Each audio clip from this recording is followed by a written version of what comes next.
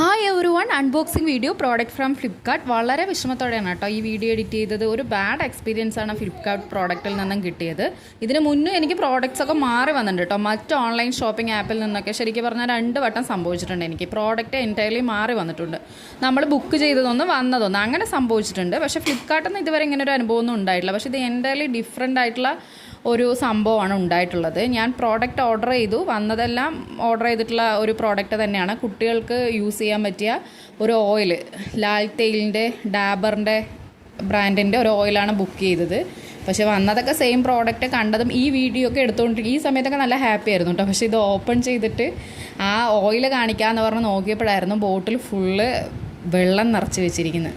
അതെന്ത് വെള്ളമാണെന്ന് പോലും അറിയില്ല. അത്രയും ഒരു ബാഡ് സ്മെല്ലായിട്ടുള്ള വെള്ളമായിരുന്നു ഇതിനകത്ത് ഉണ്ടായിരുന്നത്.